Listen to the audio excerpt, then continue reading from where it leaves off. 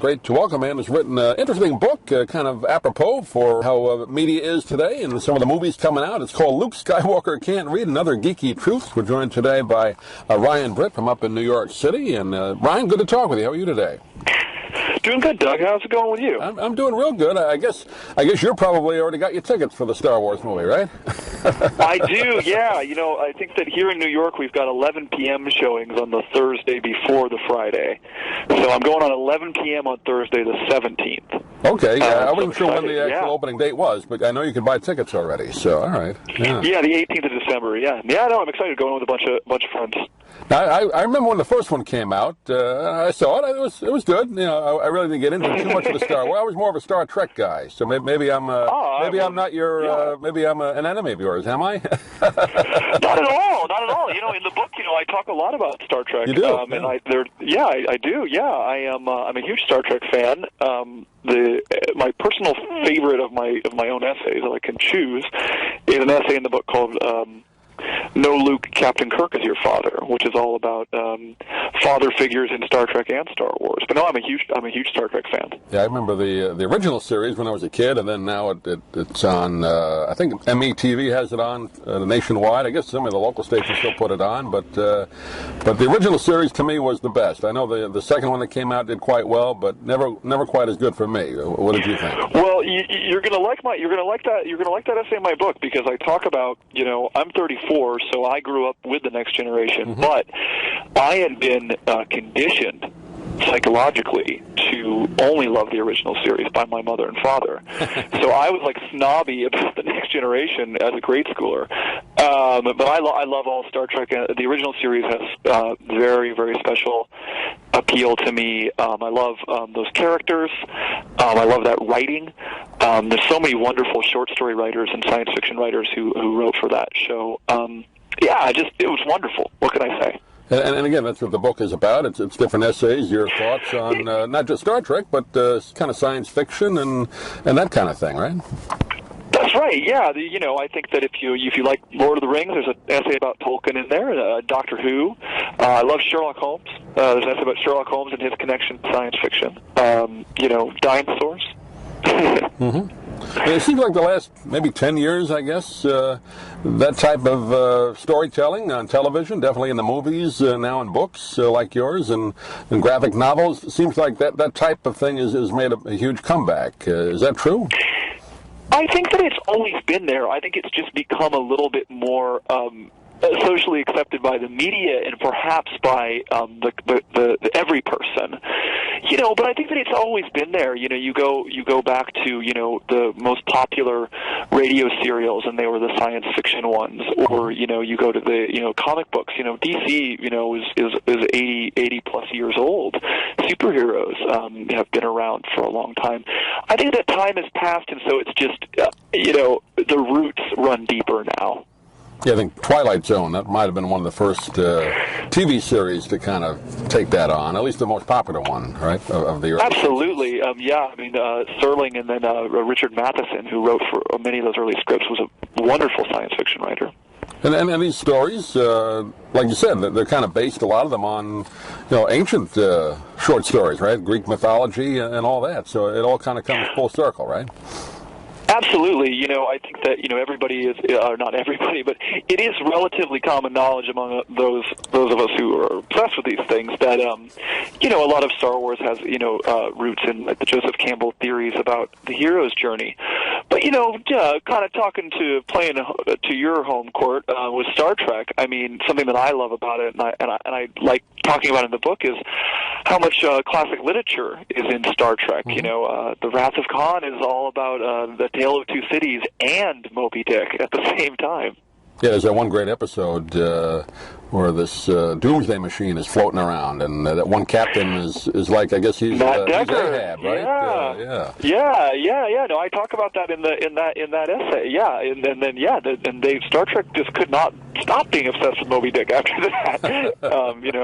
But yeah, I think Moby Dick is also a wonderful book, but Shakespeare. There's the Shakespeare episode, "The Conscience of the King," in Star Trek. And everybody's a big reader in Star Trek. Well, I know Gene Roddenberry, the original creator. I think he kind of patterned it a little bit on that. I think he said originally it was the Wagon Train to the Stars, based on an old Western show, but that was kind of based on these kind of stories as well.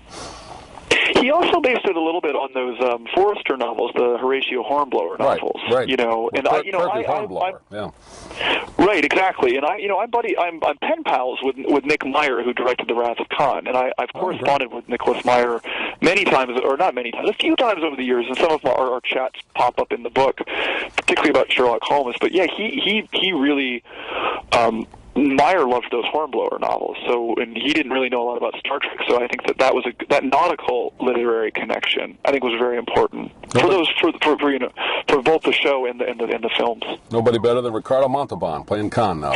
No way. Love Ricardo Montalban, absolutely. I don't think anybody could have played that better. I mean, he was a good actor. He played, of course, Fantasy Island and all the movies in the 40s and 50s, but that was his character I think most identified with, at least with Star Trek fans.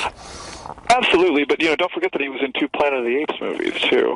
I didn't realize that he was in those. Okay. Yeah, he's in Escape from the Planet of the Apes and then Conquest of the Planet of the Apes. So he's a good guy in those movies.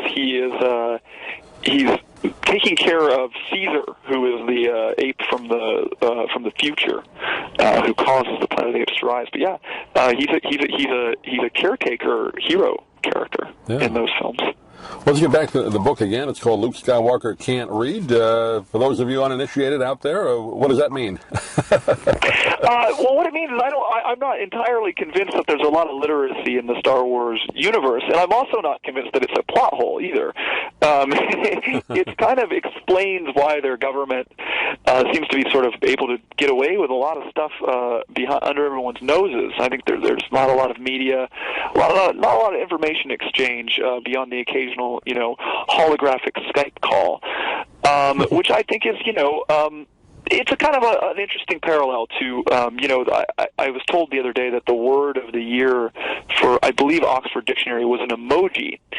And that's kind of what my essay, Luke Skywalker Can't Read, is sort of about, is imagine a culture where they kind of use pictograms and holograms and visual media instead of words. They might not need to know how to read, and so they might be losing out on some things. Do you expect this movie? I guess from what I read, I didn't see the last one, but apparently a lot of the Star Wars fans weren't too thrilled with it. So this is kind of a little pressure on this one to succeed, right? I mean, not financially, but I mean for people to like it. Yeah, well, I think that comebacks are really funny, and in order to make a comeback, whether you're a band, or a film franchise, I think it means that you need to have been unpopular for a little while in order to make a comeback. So I think in the sort of natural pendulum of things, I think Star Wars is in good shape. People are ready to love it again. So I think there might be a little bit of pressure there, but I think that the people are aware of that are making it. J.J. Abrams, who did the Star Trek movies, isn't he directing this one? That's right. Yeah, he did. You are right about that. Yeah, in 2009, J.J. Abrams did the rebooted Star Trek, with the original characters with new actors. Yeah. What did you think of those? I saw the first one. I thought it was very good. I really liked the first one. Yeah. I really liked the first one. Yeah. I wasn't as crazy about the second one because it was just a little too similar to the first one. I liked it. I think that as a Star Trek fan yourself, I think that you might agree that I like the Star Trek episodes that were about something more than battles, though, and I think that that's something that was missing from that film. Is it was mostly a big sort of battle, and I think that my favorite Star Treks were where they find out there's an intelligent computer that's masquerading as a god, and then Kirk has to give a speech for 20 minutes and explain what individuality is. And I think that those to me as a kid and as a teenager and as a young person, those kinds of rousing humanity is capable of wonderful things speeches is why I loved Star Trek. And so I liked the Abrams film, but it was a little bit more of an action movie. Yeah, I was talking to my friend. We grew up together, both watching the original series and talked about the second one. I thought Spock getting, like you said, in those fight scenes, that was so unlike Spock. the character. I thought, it missed something there. I thought, I think that those actors are really, really wonderful, and I think the movie looks amazing, and, but I did kind of hope, I missed this sort of, sure, Kirk got into a lot of fights in the TV show, right, but I missed the sort of, outwitting in the Wrath of Khan, the film, all they do is just outthink him, and I think that was kind of missing in that film. And, again, there was a lot of literary references in the Wrath of Khan, and Star Trek Into Darkness didn't have that for me. I did like the first one, though. I thought it was just so great and a good-looking movie. And again, I love those actors. Are they making another one, or Abrams is they are? They are doing one. They are doing one. It's going to be a different director, and then one of the writers, though, is Simon Pegg, who plays Scotty in those films. Oh, sure. Very funny writer. Did Shaun of the Dead and Hot Fuzz in those films. So I'm actually really, I'll go see a Star Trek movie anytime. Right. Well, the name of this book is called Luke Skywalker Can't Read and Other Geeky Truths. Some interesting, funny essays, informative as well. And we've been talking with Ryan Britt today. Ryan, give out your website. People can contact you or get a hold of the book. Sure, yeah, RyanBrittWriter.com, and then on Twitter, just Ryan C. Britt. Great. Well, Ryan, pleasure to talk to you. Hopefully we can do it again when the next book comes out, but thanks for joining us today. Thank you, Doug. The book we're talking about, please go to DougMilesMedia.com and enter the author's name in the Amazon search box. Thank you for listening. Please come back soon for more conversations here at DougMilesMedia.com. This has been a presentation of Doug Miles Media, all rights reserved. You can listen to or download previous programs at iTunes, Stitcher.com, or Doug Miles.